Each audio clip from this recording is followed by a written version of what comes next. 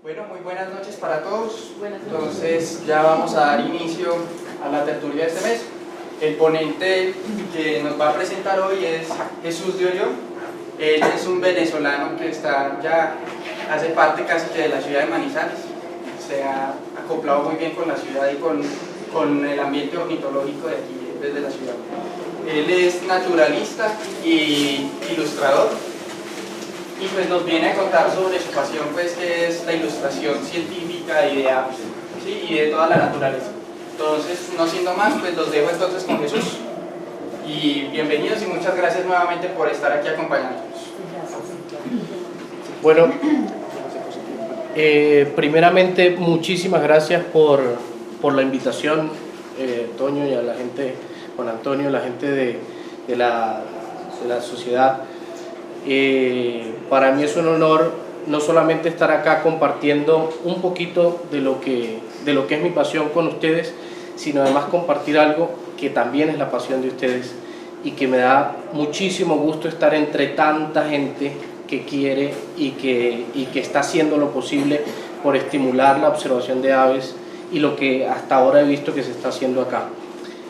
Le decía a muchos colegas y a muchos amigos que me sorprende increíblemente la cantidad de gente que cada vez se está uniendo más a este movimiento, por llamarlo de algún modo, que cada vez hay más gente interesada en esto, que cada vez hay más interés real y pasión por este tipo de cosas. Y hoy justamente vamos a hablar de algo muy importante, o que yo creo que pudiera ser muy importante a la hora del avistamiento de aves, y tiene que ver con la ilustración científica, y bueno, hablar un poquito de qué es la ilustración científica y la importancia que tiene en el avistamiento de aves. He podido ver, y obviamente muchos de ustedes pues pudieran coincidir conmigo, que la calidad de las imágenes que están en los libros disponibles para observar aves en Colombia, quizás en algunos casos pudiera ser un poco deficiente, lo que le hace la tarea muy sumamente difícil a quienes están comenzando con esta pasión. He podido ver cómo muchachos o incluso adultos que no tienen idea de qué es la observación de aves y que comienzan esto con un libro que no les muestra más o menos las cosas como son, están pero completamente perdidos, ¿no? Entonces, justamente lo que hoy vamos a hablar es un poquito acerca de lo que es la ilustración científica. Cuando hablamos de ilustración científica, nos referimos a un tipo de dibujo, a un tipo de pintura, a una expresión artística, por llamarlo de algún modo, que está sumamente detallado, con el propósito de comunicar, expresar una información concreta y apoyar visualmente a través de imágenes los textos que investigadores de disciplinas como la astronomía, la arqueología, medicina, botánica, zoología quieren transmitir, ¿no? Estas ilustraciones normalmente muestran elementos en proporciones, colores y posturas idénticas a las reales en promedio. Es decir, nosotros en la ilustración científica tratamos de que lo que se está mostrando sea lo más cercano posible a la realidad, ¿no? Pudiéramos decir que muchas aves se paran de manera horizontal y muchas aves se paran de manera vertical, ¿verdad? Su postura natural. Sin embargo, especies que se paran de manera vertical pudieran pararse de manera horizontal. Sin embargo, el promedio o lo normal es que tengan cierto tipo de postura. Entonces, la ilustración científica apoya lo que se hace en muchas ramas de la ciencia. Por ejemplo, en medicina se pudo aprender, vamos a la siguiente, sí, sigamos a la siguiente. En medicina se pudo aprender muchísimo gracias a las ilustraciones que se hicieron en su momento. Entonces, a través de la ilustración hemos podido aprender y conocer, visualizando en imágenes, lo que la teoría y la experiencia de otras personas pueden describir únicamente con palabras. Entonces, en este caso tenemos en estas imágenes unas ilustraciones de Audubon que hizo de manera extraordinaria 3 especies de aves que ya están extintas. En ese momento no existía la fotografía. Si no hubiese sido por las ilustraciones de Audubon, nosotros no hubiésemos tenido ni idea de cómo eran algunas de estas especies. Entonces, ahí comenzó, Audubon fue probablemente el padre de la ilustración científica moderna, ¿no? Sin embargo, ese tipo de expresiones comenzaron muchísimo antes, comenzaron con la raza humana, desde el principio. Para un científico, la ilustración tiene una importancia increíble, ¿no? Y el propósito principal de la ilustración es mostrar descubrimientos y mostrarlos a la comunidad. Normalmente cuando se hace un descubrimiento, estas se hacen con ilustraciones, se muestran con ilustraciones. La fotografía normalmente, o un poco más adelante vamos a hablar de la diferencia entre la ilustración y la fotografía. Sin embargo, pues la fotografía nos limita en muchos aspectos. Aquí tenemos esta especie de búho que fue descubierta en el 2012 en Filipinas. Se pensaba que eran especies, que eran subespecies, bueno, luego de muchos trabajos se reconoció que eran especies diferentes, ¿no? Y aquí podemos ver este trabajo de un ilustrador que se llama John Gale, que es extraordinario, y podemos ver detalles impresionantes, por ejemplo, de que uno tiene los ojos azules, el otro tiene los ojos de un color crema, uno tiene cejas, el otro no tiene cejas. Y justamente la calidad de estas ilustraciones van a ayudar a que nosotros en el campo podamos identificar a una especie correctamente, ¿no? Si el ilustrador no usara, nosotros podemos ver que el buito de abajo tiene más o menos las marcas de las alas iguales al de arriba, y de hecho si se ve así de golpe pudieran ser incluso muy parecidos, pero hay detalles y el ilustrador se encarga de que esos detalles sean mostrados para que justamente nosotros podamos hacer un buen trabajo como observadores de aves o como investigadores en el campo de las aves. La ilustración científica tiene tanta importancia para la ciencia como lo tienen las palabras en la filosofía. Es decir, la ciencia no pudiera demostrarnos o no pudiera enseñar la mayor cosa o la mayor cantidad de cosas que se han descubierto y que se quieren transmitir si no fuera por la ilustración. Incluso podemos decir que las ilustraciones pueden, y de hecho está comprobado, pueden transmitir mucha más información que el texto. Nosotros podemos ver una ilustración como esta, de estas cotingas por ejemplo, y difícilmente vamos a olvidar, porque de hecho me ha pasado a mí y estoy seguro que le ha pasado a mucha gente, que ha reconocido a un pájaro en el campo que nunca jamás en su vida lo ha visto porque en algún momento lo vio en una ilustración. Entonces, cuando uno ve una ilustración como esta y uno está interesado, se fija esa imagen y es mucho más fácil poder aprender y poder transmitir gracias a una imagen que está bien hecha.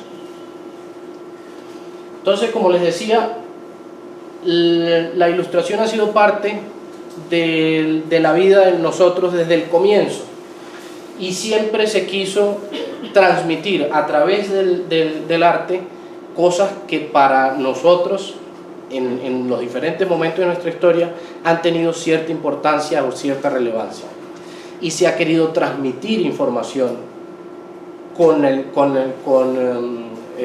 expresiones artísticas. En este caso nosotros tenemos acá unas pinturas rupestres, y gracias a pinturas rupestres se pudo saber que en ciertas áreas donde hoy en día no existen esas especies, se pudo conocer que habían esas especies, porque se consiguieron, por ejemplo, en España, se consiguieron ilustraciones de ciertos animales que hoy en día no existen y se pudo constatar después con más investigación que en efecto ahí estaban. Entonces la misión que en ese momento ellos querían, que era transmitir un mensaje no escrito sino con imágenes, se cumplió. Muchos años después nosotros pudimos enterarnos de qué estaba pasando en ese lugar. Entonces hemos podido ver cómo los seres humanos han creado y han mostrado las cosas que han sido parte de su vida cotidiana. Estos gansos fueron probablemente, o algunos investigadores piensan que probablemente es una de las piezas artísticas en cuanto a lo que es la ilustración científica más antigua que se conoce. Es de la cuarta dinastía egipcia y son dos especies de ganso que nunca jamás en la vida estuvieron en Egipto, ni siquiera cerca de Egipto, ¿no? El de arriba es un ganso de pecho rojo que es de Rusia y que vive en la parte norte de Siberia y que está en esa parte, y el de abajo es que en inglés se llama pink-footed goose, que es un ganso de patas rosadas, y el ganso de frente blanca, que tampoco estuvieron nunca en África.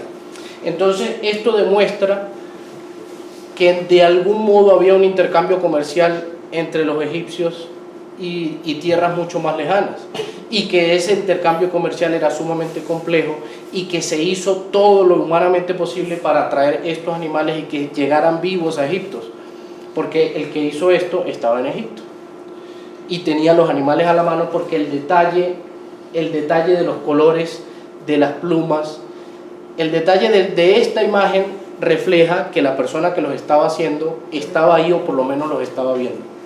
Entonces, incluso hace 2500 años ya habían personas que se dedicaban a hacer ilustraciones y se esmeraban en que esas ilustraciones fueran lo más exactas posible para poder transmitir un mensaje. Hoy en día conocemos parte de nuestra historia gracias a las ilustraciones. La cartografía y la geografía se deriva también de la necesidad que tenemos de poder saber dónde estamos, para dónde vamos, y explicarles a otros o darles a conocer a otros lugares o sitios en los que hemos estado antes. Se sabe que la cartografía pudiera considerarse como una rama derivada de la ilustración. Cuando antes que se hicieran los mapas simplemente se hacían dibujos o croquis, y luego se fueron especializando y se hizo todo un arte, toda una ciencia el poder hacer mapas, hasta el punto de que pasaron de hacer croquis muy rudimentarios a imágenes mucho más complejas. Ya hace 200 años ya podíamos tener imágenes como estas, ¿no? Como les comentaba, Audubon es probablemente el padre de la ilustración científica, el que en cuanto a la ilustración de aves, que se esmeró y se dedicó a poder plasmar en una pintura detalles precisos en cuanto a morfología, color, taxonomía, la cantidad de plumas que tienen en las alas, la cantidad de plumas que tienen en la cola, la cantidad de plumas que tienen en el cuello, en fin, las coberteras de las plumas de las alas. Él se esmeró y se dedicó exclusivamente a transmitir a través de su trabajo una información exacta y precisa en cuanto a taxonomía y dimensiones, y por supuesto color. Como usaba animales muertos, obviamente las composiciones que hacían eran muy extravagantes, composiciones muy extravagantes, pero él trataba de que parecieran lo más natural posible. Bueno, mucha gente, incluso hoy en día, un instante específico, un momento específico, bajo unas circunstancias, una luz y unas circunstancias específicas que seguramente no van a ser las mismas todo el tiempo. Obviamente la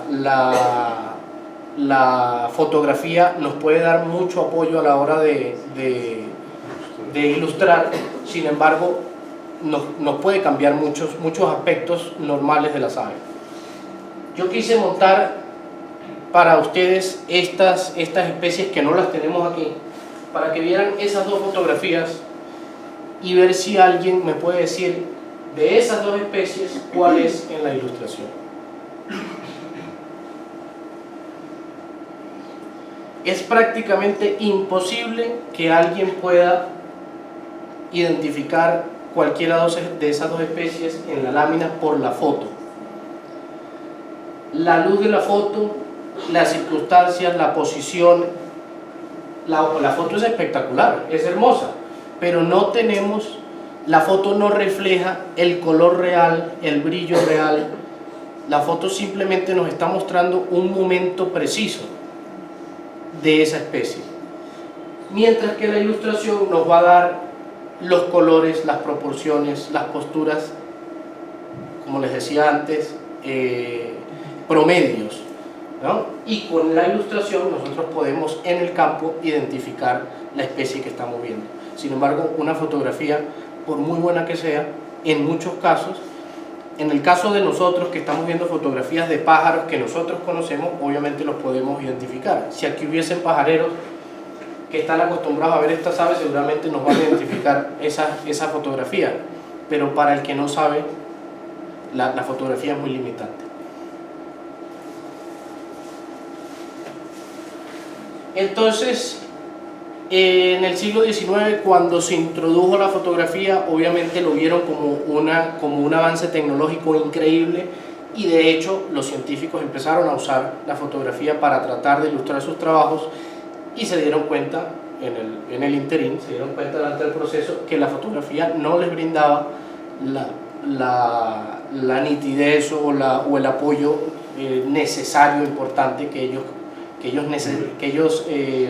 precisaban para poder transmitir la información que querían.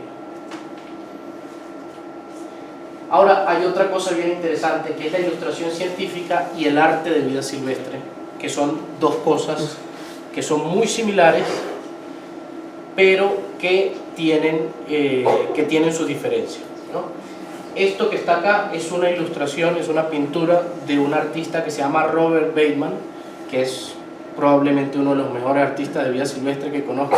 El hombre es hiperrealista, extraordinario, y puede captar en sus obras de arte, uno puede sentir el viento que está corriendo en esa imagen. La calidad de su trabajo es extraordinario. Sin embargo, el arte de vida silvestre es más o menos como la fotografía, aunque quien hace arte de vida silvestre debe respetar el entorno natural de las aves para poderlos plasmar en las pinturas, ¿no? Esta es otra pintura de Robert Bateman, es un gorila espectacular. Incluso con muchas de estas pinturas hay botánicos que pueden reconocer el tipo de musgo, el tipo de pasto, y lo pueden ubicar dentro de un ecosistema, e incluso pueden decir, sí, ciertamente este es el hábitat de gorila. Entonces la ilustración de vida silvestre obviamente tiene que apoyarse en la parte científica. Sin embargo, la ilustración científica lo que quiere es demostrar demostrar cosas muy puntuales, ¿no? Porque nosotros podemos hacer ilustración de vida silvestre y sin embargo no ser capaces de reconocer la especie que está en la pintura. Con la ilustración científica se debe mostrar todas las características de esa especie para que se pueda reconocer. Esta es otra pintura de Robert Bateman.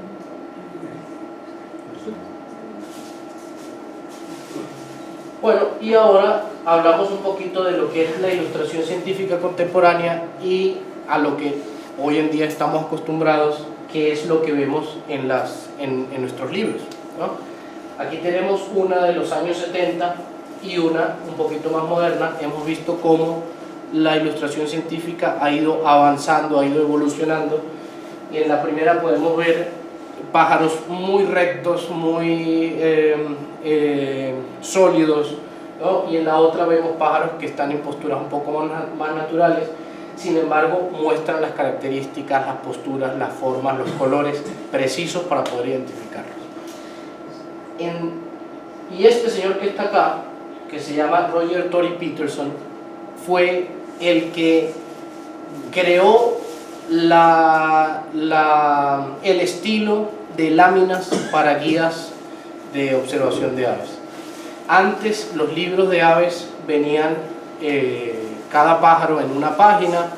Entonces, si usted quería buscar el pájaro tal o cual, tenía que buscar en el libro a ver dónde lo conseguía. Ana está por aquí, está por allá. Él fue quien inventó o quien empezó a usar, y a partir de él se usaron en todos los demás libros, el estilo de poner todas las especies de una misma familia en una misma lámina, en un orden y con proporciones entre unas y otras, para uno poder ubicarlos o para uno poder reconocerlos. Ese trabajo que hoy en día se ve en todas las guías de aves fue trabajo de este señor, que fue el primero que ilustró la guía de National Geographic de las aves de Norteamérica. Bueno, y ahora aquí tenemos ilustraciones modernas, ¿verdad? Podemos ver aquí un grupo de los más difíciles, que son los atrapamoscas. Sin embargo, en una buena ilustración científica nosotros podemos reconocer cada una de las especies, y estoy seguro que muchos de ustedes pueden reconocer muchas de las especies que están ahí, aun cuando no tienen el nombre. Son muchas muy difíciles, pero las ilustraciones están hechas tan pero tan bien que obviamente si las conocemos las podemos reconocer. Si conocemos las especies o si las hemos visto, las podemos reconocer en la ilustración.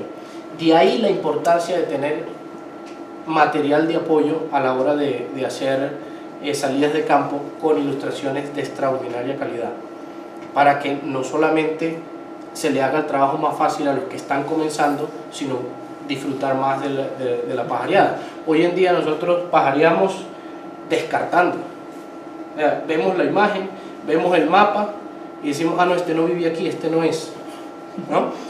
Pero lo normal sería tener guías de calidad con ilustraciones de calidad, y de ahí la importancia que tiene la ilustración científica en lo que es la observación de aves.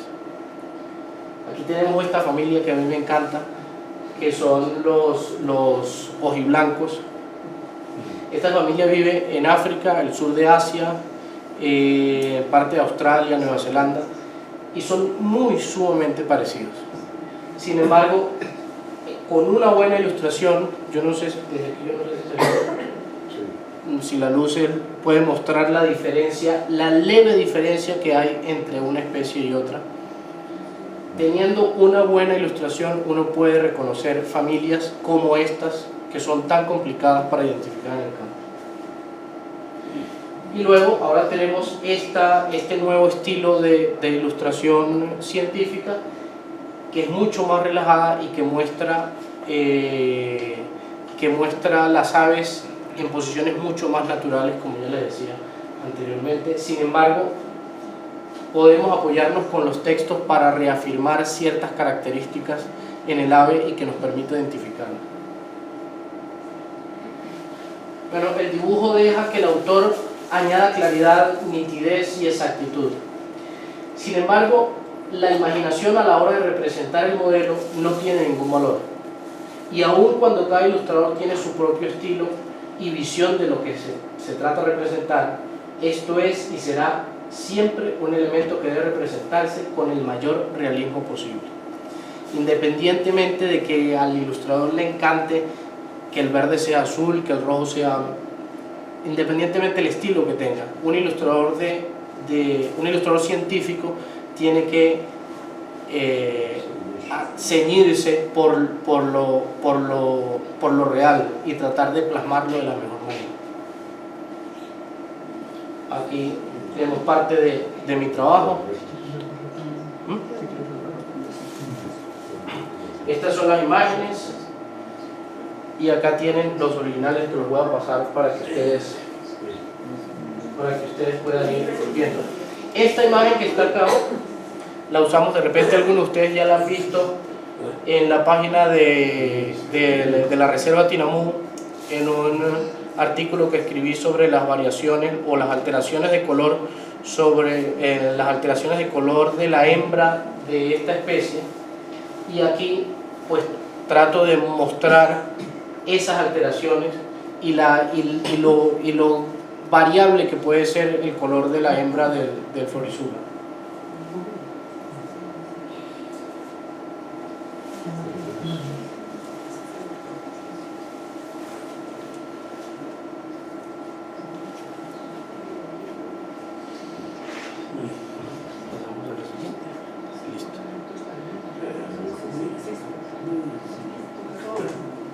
Ahora acá pueden ver la diferencia entre una mosca de verdad y una de mentira.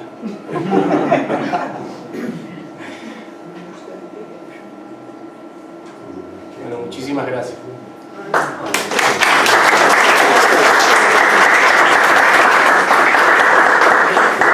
Entonces entramos pues a una ronda de preguntas, por si alguien quiere hacerle alguna pregunta o comentario a Jesús, él va a estar pues dispuesto a responderlos. ¿Alguien tiene alguna pregunta, comentario, sugerencia? Bueno, entonces ahora ¿hay publicación de algún libro, de alguna guía o algo así de sus ilustraciones? Todavía no. Ah, bueno, esperamos entonces. Sí. No, podríamos ver la anterior, la que dice.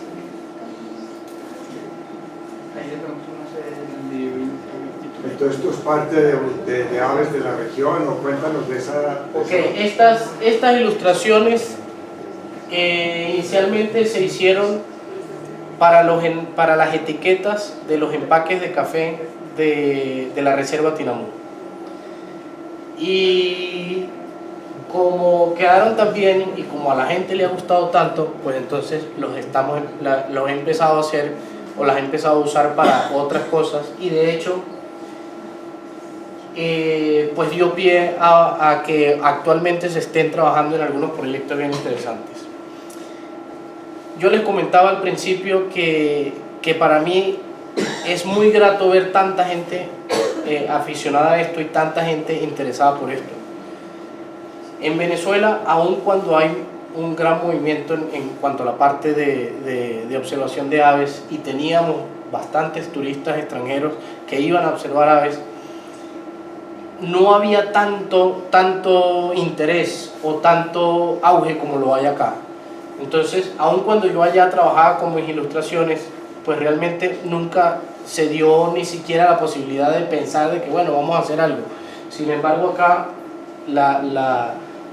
el interés ha sido tanto que ya estamos trabajando en algo, en un proyecto bien interesante, y esto pues prácticamente fue lo que estimuló ese. Pero inicialmente esto se hizo para hacer unas etiquetas de café. Para los que no conocen, entonces aquí tenemos el broche enjalmado. Entonces este es este es el pico de plata, le dicen. Entonces es una tanga de la zona, todas son especies de la zona cafetera de nuestro eje cafetero. Aquí se alcanza a ver la diferencia entre el macho y la hembra. Esta se llama la Huicha hormiguera. la huicha hormiguera. Esto es yo no sé cómo le dicen a este lemítropis. Es que pinta así. Es que Tangaracuira le dicen. Y estas son algunas de las tangaritas más comunes que tenemos pues en los comederos. No sé si ustedes han tenido la oportunidad en todas las fincas cafeteras donde le ponen platanito.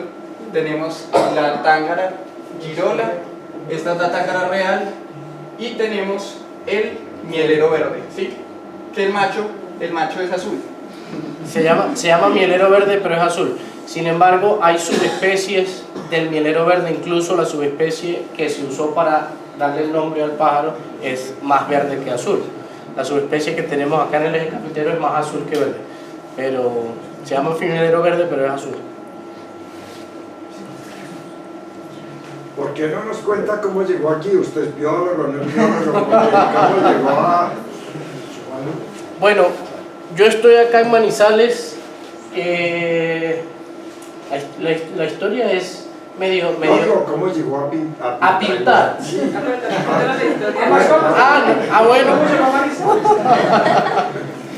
Pues aquí entre nosotros, allá sentadita, está mi mamá, que vino de Venezuela a visitarme. Mi mamá es una artista extraordinaria. Mis hermanos mayores son artistas. Crecí en una familia de artistas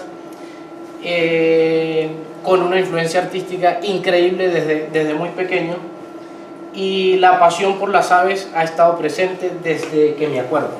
Desde niño, desde los 6, 7, 8 años andaba por ahí yo mirando pájaros, y como me gustaba mucho pintar y como me gustaban mucho los pájaros, pues me puse a pintar pájaros. Entonces, lástima que no tengo por ahí ilustraciones de cuando yo tenía 7, 8, 10 años, que ya a los 10 años ya yo pintaba pájaros y lo hacía con dedicación y con disciplina. Entonces es completamente autodidacta. Yo nunca estudié arte, sin embargo en Estados Unidos estudié manejo de fauna y me especialicé en manejo de aves en cautiverio, y obviamente mi carrera, mi pasión y ese talento pues se unió, y además de eso pues también soy guía de interpretación de la naturaleza, de observación de aves, y o sea, todo eso se ha unido a través de la historia de mi vida, y pues ha resultado en este tipo de cosas, ¿no? Además de que admiro muchísimo a artistas como Audubon o como Robert Blayman o como John Gale, y he querido pues ser como ellos, y creo que voy bien encaminado.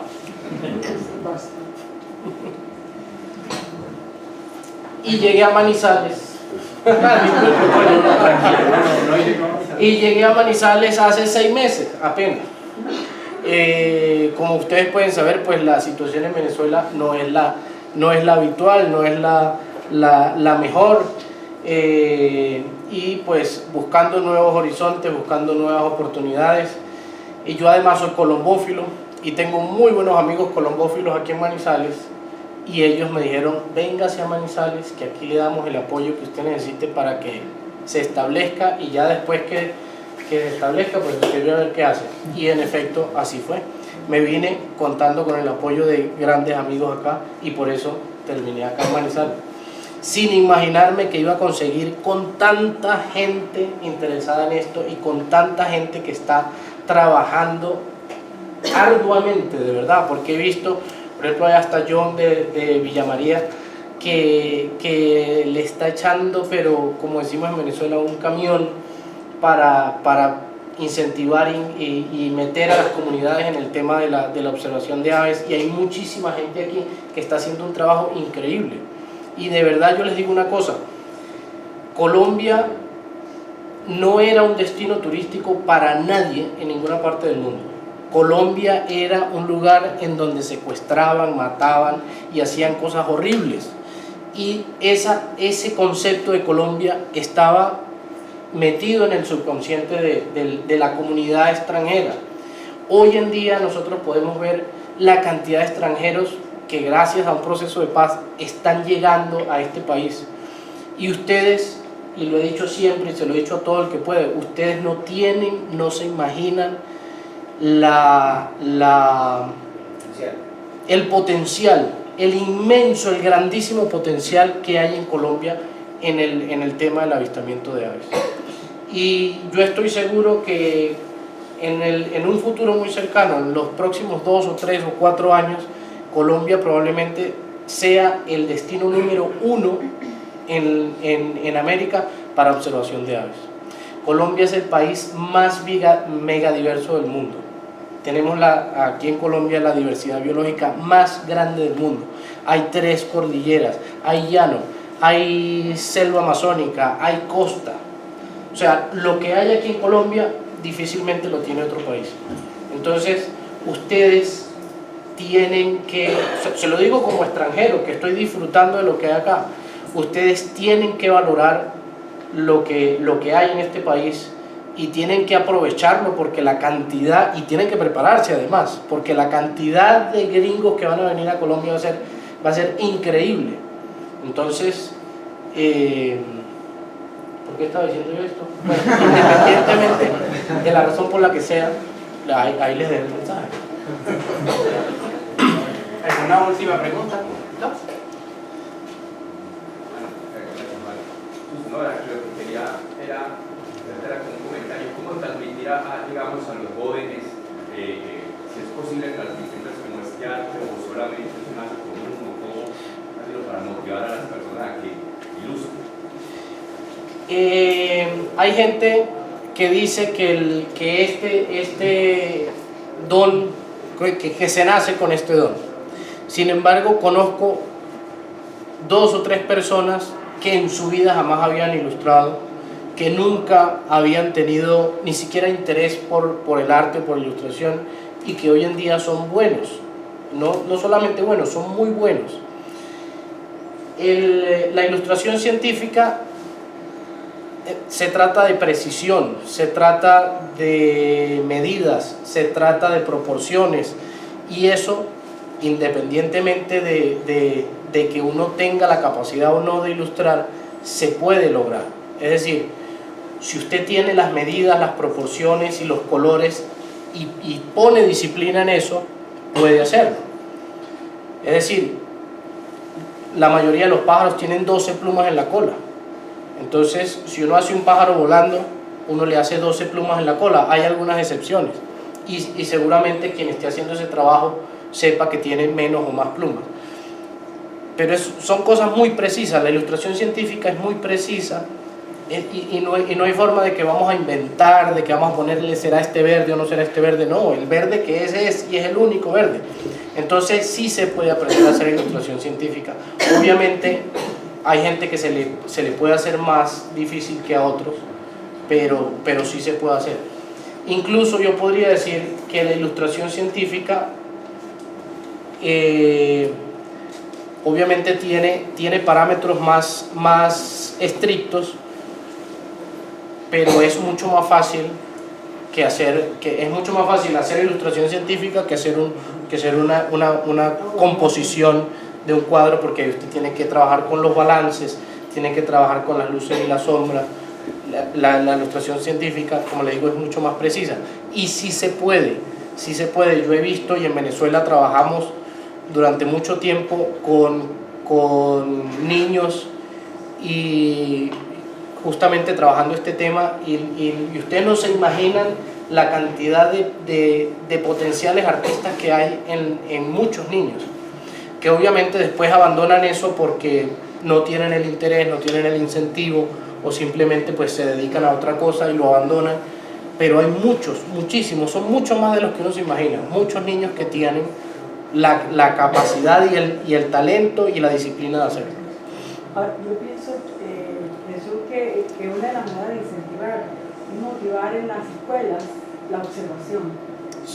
Y entonces las mismas personas encargadas de este arte tan hermoso como es la observación de aves, hablar con las escuelas e invitarlos a llevar a los niños a observar las aves, y eso les va a dar 2 cosas bien buenas: disciplina para observar, porque a veces vemos pero no observamos, y segundo, va a descubrir un potencial tan inmenso cuando empiecen a ver aquella belleza que existe, que antes no se le daban cuenta, que va a ser increíble. Pero esa es una manera de atraer a la escuela. Todavía está temprano, podemos seguir preguntando. Sí. Creo que tenemos hasta las 7:15. A las 7:15. Entonces, pues, estamos abiertos a las preguntas. Pues si quieren para que las personas que ya deseen de pronto irse, vamos a rifar un calendario. Entonces voy a ir por la lista, mientras tanto pues Jesús sigue respondiendo preguntas para Ajá. Vale. Porfa, los que se vayan yendo, no se vayan a llevar los cuadritos, que los necesito.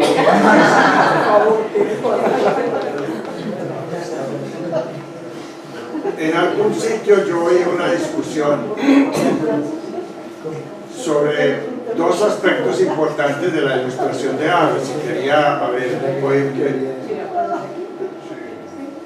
qué opinaba usted. Ajá. Una es cómo ilustrar el ojo. Fíjese que usted le pone una lucecita encima, pero si usted pone a mostrar lo que ya mostraba, otras ilustraciones, y lo iluminan diferente. Entonces, ¿usted por qué decidió esta forma y la otra? Y el otro punto que he oído, que es difícil, es poner las aves en una postura que estén equilibradas, pues que, y como uno no ve los patas donde se conectan, no es muy difícil ilustrar el balance en un ave. En cuanto al ojo, pues el ojo es un órgano traslúcido, brillante, que tiene una membrana completamente transparente por encima y que está húmeda todo el tiempo. Entonces el ojo tiene que ser brillante. Entonces para poder demostrar esa esencia vivaz que tiene el ojo, pues uno le hace, o en mi caso, todos mis ojos tienen un viso azul y luego un punto blanco. El viso azul es el reflejo del cielo y el punto blanco es la concentración de luz en un punto en esa esfera. Entonces, por eso lo hago de esa manera. Y en cuanto al equilibrio, porque la otra cosa es que ese punto de luz sí, regresando a lo del ojo, que sí sucede porque como el ojo es redondo, la luz que entra al ojo rebota dentro de este y luego sale concentrada en un solo punto. En ese punto se crea ese punto de luz, ¿no? Y en cuanto al balance, pues normalmente uno se apoya en fotografías para poder ilustrar el ave. Uno conoce, hay muchas aves que uno conoce y uno sabe, por ejemplo, que tienen posiciones, como les hablaba, tienen posiciones más verticales y otras posiciones más horizontales, pero tiene que ver también con la parte taxonómica. Uno sabe que las patas pues están ubicadas en cierta... Uno tiene que saber un poquito de taxonomía también, para no poner las patas más adelante o más atrás, pero eso es parte de lo que es la ilustración y parte de lo que es la investigación que se tiene que hacer. Igualmente el color de las patas, el color del anillo ocular, el color del pico es sumamente importante, porque eso puede determinar si es una u otra especie. Hay atrapamoscas que se conocen por el color del pico. Unos los tienen rosados, el otro los tiene negro, el otro los tiene medio amarillo con la punta negra. Entonces esos son detalles que, por ejemplo, en una piel de un animal en un museo no lo va a ver, o el color de las patas se pierde, o el color del anillo ocular se pierde. Entonces esos son detalles que uno tiene que conocer del ave en el momento que se hace la ilustración. Podemos ver en la hembra del Rhamphochelys que las coberteras secundarias del ala están orilladas de un color café rojizo y tienen el centro más oscuro. Si nosotros vemos una foto del ave, de repente vamos a ver un solo tono café rojizo, pero si tenemos una muy buena foto o la podemos ver de cerca, podemos darnos cuenta que tiene el centro de la pluma de un color café oscuro y el borde de un color rojizo. Y no solamente en uno o dos individuos, sino en todos. Y esas son cosas, esos son detalles que si yo hubiese puesto el color rojizo en toda el ala, se hubiese reconocido. La gente hubiese dicho, sí, esa es la hembra del Rhamphochelys. Pero si hubiese una especie muy similar, ese detalle hubiese sido la diferencia para poderlo identificar. Bueno, pues vamos a utilizar la metodología de todas las otras. No, ya continuamos con las preguntas. Es para no se entendió la pregunta. Un segundito. Eso es por favor un número. Está difícil.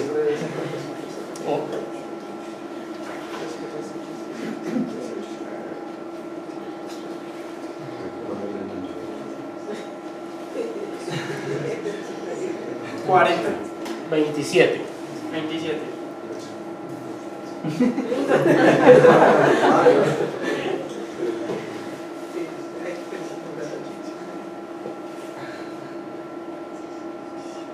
Cristina Ocampo Wilches.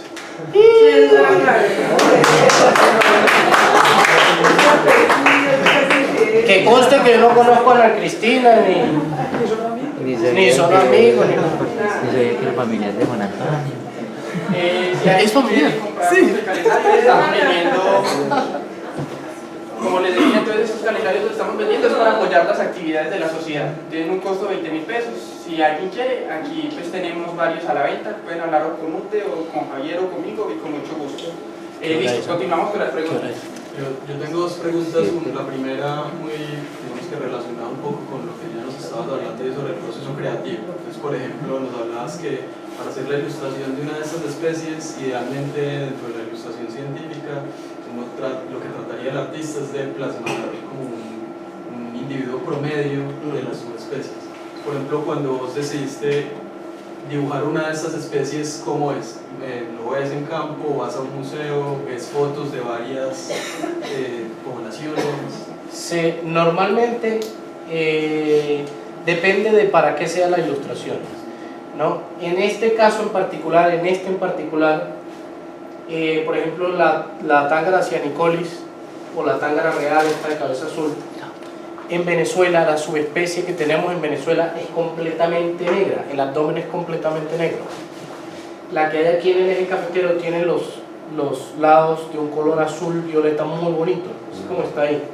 Entonces, como esta ilustración es para esta región, obviamente tengo que usar la subespecie de esta región. De hecho, yo la pinté toda negra porque estoy acostumbrado y de repente veo unas fotos tomadas en Tinamú de unos ejemplares con esto aquí azul y yo digo, uy, ¿qué es esto? Me pongo a revisar y en efecto la subespecie que hay acá en el eje cafetero tiene ese color azul y se le pone. Pero normalmente se trabajan con fotografías, bien sea que yo las tenga, que yo las haya tomado, o fotografías de otras personas. En caso de especies muy muy raras, he trabajado con pieles en museos, donde puedo por lo menos ver los colores, ¿no? Y luego me apoyo en otras ilustraciones o en otras fotografías para hacer esa ilustración. Hace varios años yo hice una ilustración de un pato que se llama pato labrador, que ya no existe, era de Estados Unidos, está extinto. Y lo único que tenía era ilustraciones de otros artistas que no eran muy buenas, porque obviamente me daban el patrón de color que tenía, pero no me daba la forma, ¿cómo se llama? La forma del animal, la postura que podía usar, etcétera, etcétera. No habían fotos, nunca nadie hizo una foto. Había una ilustración de Audubon que era de un bicho así todo, con las alas así, ¿no? Y lo que se tenían eran pieles de museos. Entonces, con todo eso que tenía disponible, traté de hacer un pato que se viera natural. Traté de usar la postura de otras especies del mismo género o de géneros genéticamente similares y se logró hacer un trabajo bueno, ¿no? Pero para hacer eso uno usa todos los recursos disponibles. Obviamente usa los más fáciles o los que tenga más a la mano, pero en el caso de muchas especies que son muy raras, que nunca nadie ha visto, que los han visto 2 o 3 veces, o especies extintas, se usa pues todos los recursos que se tengan a mano. A mí me causa curiosidad lo siguiente, por lo menos se habló desde el comienzo que con las ilustraciones hay que ser muy exactos, pero entonces pasa que a veces se quiere ilustrar cosas que no se han visto. ¿Y si se tiene confianza cuando no se han visto y esa ilustración, ahí yo creo que es donde está el sí, de la cuestión? Normal, como decía, normalmente pues uno trata de apoyarse en todo lo que tenga disponible para poderlo hacer. Obviamente no sería responsable por parte de ningún artista que vaya a ilustrar una publicación, un libro o algo, que invente un pájaro, ¿no? O que se tenga, por ejemplo, una descripción escrita y que trate de ilustrar esa descripción escrita y la muestre como algo real, ¿no? Lo ideal sería apoyarse en, bueno, pieles de los pájaros sí hay de todas las especies que se han conocido. De todas esas especies hay pieles y uno puede saber los colores por lo menos, o los patrones de cómo estaban los colores distribuidos en el... Pero las posturas sí hay que apoyarse. Normalmente lo que se hace es que se apoya uno en especies del mismo género o de géneros genéticamente más similares. ¿Cuál era la otra? La otra era, pues primero como felicitaciones, yo ya había visto las ilustraciones, me parecen súper chéveres.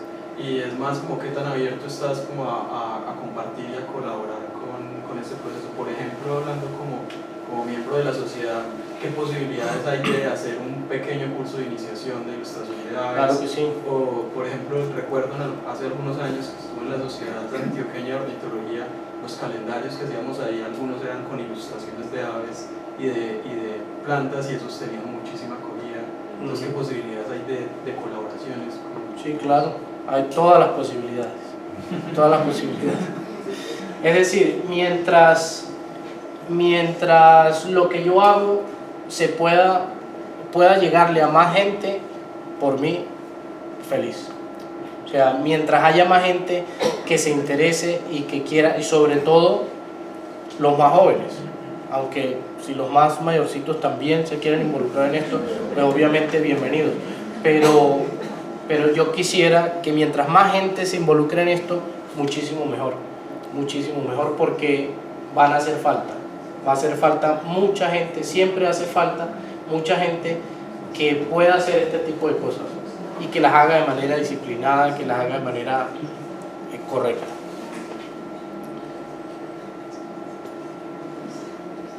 ¿Ok? ¿Listo? Bueno, yo creo que es justo una pregunta.